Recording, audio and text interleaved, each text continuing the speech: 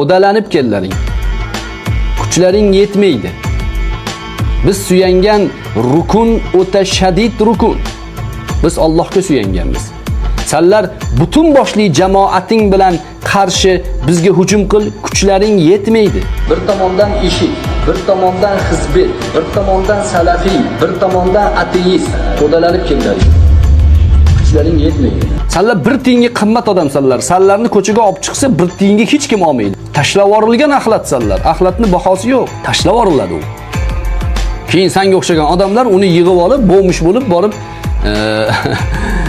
50 gram aroqqa kimgadir o'tkazib kelib sotasanlar. To'dalanib kellaring.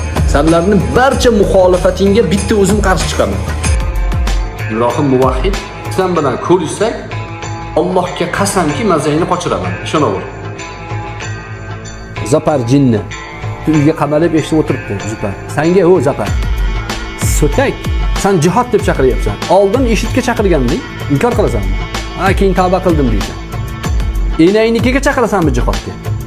Seni enangmi u? Qo'lga tushib qolsang la'natlashamiz deb qochishmi bu? O'yinchoqmi senga bu jamiyat? Odamlarning taqdiri o'yinchoqmi senga? Eshitga seni da'vating bilan borib o'lib ketganlarga sen javob berasan. Seni ushlasak javob berdiramiz seni. Men shaxsan seni ushlasam javob berdiraman seni. Gaping ilmiy bo'lsa chiq, gaplashaylik qani. Chiqolmaysan nimaga? Chunki yeb qo'ygansan. Jahongir, sen erkak emassan, Jahon erkak emassan. Sen gapirib orqaga qaytadigan bo'lasan. Senga ergashsinmi xalq? Bu ummatni aldolmaysizlar. Har turli shoqollar bizga qarshi birlashdi. Birlashsin. Yana ham kuch to'plasin. Iloji bo'lsa jinlarni chaqirsin. Kuchlari yetmaydi. Nimaga? Haq yo'l hech qachon sinmaydi. Biz o'lib ketamiz birodarlar. Bizni o'rnimizga yana haqni da'vat qiladiganlar chiqadi. Alloh chiqaradi uni. Men o'zim haqimda gapirar ekanman, men chiqdim deya olmayman. Alloh chiqaryapti bizni. Xato bo'lsa aytinglar, to'g'rilaydi. Xatoligini isbotlab bera olmasdan berkini olib qichqirayotganlarga aytamizki, damlaringni ollaring. Sanlarga emas bu ish. Bu maydon rujulati borlarga. Bu maydon erkaklarniki. Yuziga parda tortib olgan xotinlarniki emas. Hamza radhiyallohu anhuning gaplari bor. Men yuzimni faqat cho'lda qumdan asrash uchun berkitaman. Dushman bilan yuzma-yuz gaplashaman degan. Uyqas zakazlar qilishyapti menga. Nima foydasi bor? Meni o'ldirsang, menga o'xshagan 20 ta odam chiqadi. To'g'rini aytayotgan odamga suiqasd qilishing kerak. Nimaga? Jonni Alloh bergan, Alloh oladi. Qo'rqqanimizda maydonga chiqmasdik. Ichimda kafanim bor meni.